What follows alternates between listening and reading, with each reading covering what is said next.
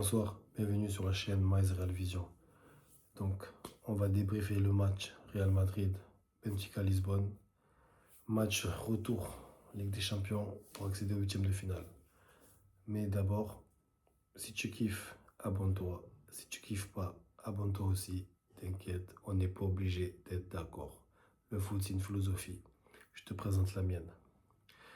Donc, match aller 1-0, but de Vinicius. Ce même Vinicius a été victime de racisme, d'une insulte racisme de la part d'une insulte raciste, pardon, de la part du numéro 25. Beaucoup d'encre ont coulé depuis. Donc, résultat des courses, il est suspendu, le numéro 25. José Mourinho a été également suspendu en plein match aller. Rodrigo suspendu également. Résultat des courses, on est à Santiago Bernabéu dans un contexte électrique avec des supporters qui n'ont fait que siffler Vinicius. Dès le départ du match, dès le premier quart d'heure, tu te mets en danger et tu es mené 1-0. Résultat, Benfica refait son retard et on est à 1-1 sur l'ensemble des deux matchs.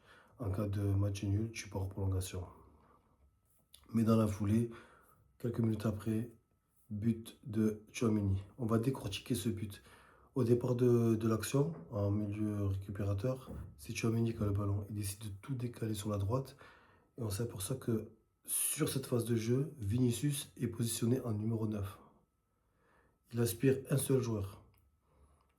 Il y a un joueur qui part sur Valverde, parce que c'est Valverde qui reçoit le ballon de Tchouaméni. Donc ça fait deux joueurs. Et là, à ce moment-là, tu as le petit Gonzalo qui fait une course intelligente dans la surface. Il embarque avec lui deux joueurs. Tchouaméni qui reste en retrait, qui bien avant que Valverde lui fasse la passe en retrait, il demande le ballon, il demande le ballon. Il finit par le recevoir. Et au final, avant que le ballon rentre dans le filet, j'ai l'impression que tu as 7 joueurs du Benfica pour à peu près 4 ou 5 joueurs du Real. Et finalement, c'est les 5 joueurs du Real qui vont marquer ce but. Pourquoi je parle de ça? Parce qu'en fait, de la position de Vinicius en 9 sur cette occasion, de la montée de Gonzalo, en fait, c'est ça qu'on appelle libérer des espaces. Ça veut dire que ni Vinicius, ni Gonzalo ont bénéficié de ce ballon. Ils ont fait un appel, on va dire ça bateau, ils ont fait un appel dans le vide, un appel dans le vent. Mais ces appels ont monopolisé l'attention de 2, 3, voire 4 joueurs qui étaient obligés de les surveiller, ce qui a permis de laisser en retrait Tchouaméni tout seul. Pourquoi j'en viens là? C'est là qu'on en vient au cas Mbappé. Probablement qu'avec Mbappé, que ce soit dans le positionnement de Vinicius ou dans la montée de Gonzalo, il n'aurait fait aucun des deux. Et en fait, c'est là que tu vois qu'il y a la nature du joueur qui prend le dessus. Euh, Mbappé, il est critiqué à juste titre, parce qu'il ne se positionne pas en tant que neuf et pas en tant que fin. Mais à un moment donné, c'est aux entraîneurs de respecter la nature des joueurs. C'est-à-dire un entraîneur, il a beau avoir son schéma tactique, il a ses joueurs préférentiels, il a ses combinaisons et tout. À un moment donné, tu dois faire avec l'effectif que tu possèdes. C'est-à-dire, à un moment donné, tu vois la nature de Mbappé. C'est pas un match, c'est pas deux matchs, c'est pas trois matchs. Mbappé, dans sa nature, il a besoin de jouer aux côtés d'un vrai neuf. Parce que là, c'est bien beau, on tape dessus sur un tel, un tel. C'est là que tu vois que l'effectif, il est mal conçu. Parce que Mbappé, il a besoin de jouer avec un vrai neuf. Pourquoi? C'est bon, on a compris. Mbappé, il a besoin de dézonner. Il a besoin d'aller à gauche, à droite, au milieu, là, là. Par contre, ça, il va falloir un peu le tempérer parce que un mec comme Mbappé, quand il va à gauche et qu'il va dans la zone de Vinicius, c'est pas bon. Il faut qu'il gère son dézonage. Mais quand il dézone, il n'y a plus personne en neuf. Ça veut dire que quand Mbappé dézone, il faut qu'il y ait un neuf. On est d'accord là-dessus. Et donc là, ça te laisse soit un 4-3. Mais le 4-3, le problème, c'est que le milieu, il est trop faible. C'est trop faible, le milieu de terrain. Déjà là, à 4, avec Arda Güler en 10, tu as une ligne de 3, c'est Kamavinga, Tchouaméni, Valverde. Ça veut dire même à 4, c'est trop faible. Alors si je devais passer à 3, si tu fais un 4-3, tu as juste 3 milieux de terrain.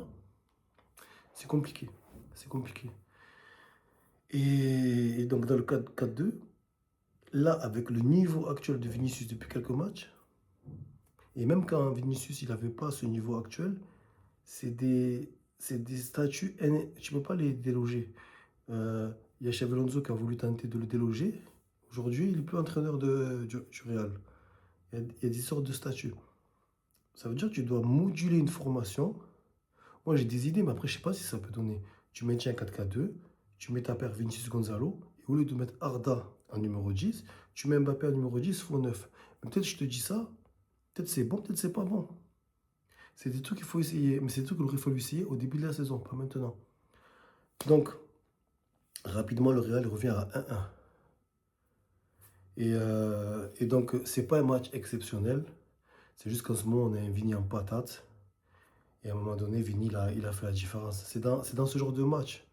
C'est dans les matchs couperés, c'est dans les matchs avec des grands enjeux que les grands joueurs se distinguent. Et Vinicius, il n'y a rien à dire. Il est présent. Il est présent, il a encore battu des records. Je n'ai pas toutes les stats. Mais voilà, c'est comme ça. Par contre, pour revenir sur le petit Gonzalo, de tout le match, dans son jeu sans ballon, il a fait ce qu'il faut. Toujours en train de fixer un défenseur, deux défenseurs, toujours bien positionné et tout. Je ne peux pas expliquer, parce que si tu compares ce match avec le match d'Osasuna, entre son jeu sans ballon et le jeu sans ballon d'Mbappé, c'est le jour et la nuit. Sauf que Gonzalo, il n'a pas été servi. J'ai pas vu Trent le distiller de centre. Rien, il n'a pas été servi. C'est un match où il n'a pas été servi. Mais c'est un match ingrat, parce qu'en fait, il a fait un travail de l'ombre. Mais si tu fais une analyse à chaud ou une analyse lambda, tu risques de passer à côté en disant ouais, Mbappé, nanana, Gonzalo, il n'a rien fait. Mais en fait, Gonzalo, il a fait ce que Mbappé n'a pas fait contre Sasuna. Ce que Gonzalo a fait dans l'ombre contre Benfica, si Mbappé l'avait fait dans l'ombre contre Sasuna, on aurait gagné le match. Parce que le nombre d'images où on voit le vide, le nombre de fois où on voit le vide en attaque, s'il y avait quelqu'un, ça aurait libéré des espaces. Ou même il aurait pu profiter des ballons directement. Donc là, apparemment demain, il y a le tirage au sort. C'est où on se chope Manchester City, où on se chope Sporting Lisbonne. Vu que ça fait 7 années d'affilée qu'on se chope City, tout porte accord qu'on va se rechoper City.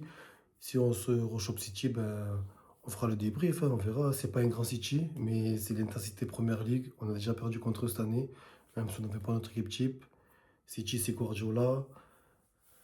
Il y a le petit Cherki qui a juste sur un transfert bête, et ben maintenant tout le monde le connaît, alors qu'il a toujours été bon. Et Haaland, voilà. Si c'est le Sporting Lisbonne, eh ben c'est encore une équipe portugaise, hein, donc il faut voir comment ça se passe.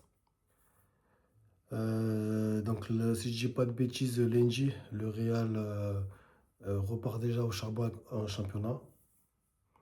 On va s'arrêter là pour l'analyse. Donc je vous avais déjà prévenu dans une vidéo précédente. J'ai une vidéo en trois parties sur l'historique, on va dire. L'historique et le cas Mbappé. La première, je vais la poster demain. Et je vais les poster ainsi de suite. Donc voilà. Voilà. Abonnez-vous. Si tu kiffes, tu t'abonnes. Tu kiffes pas, tu t'abonnes aussi. T'inquiète, on a le droit de pas être d'accord. Le foot, c'est une philosophie. Voici la mienne. Allez.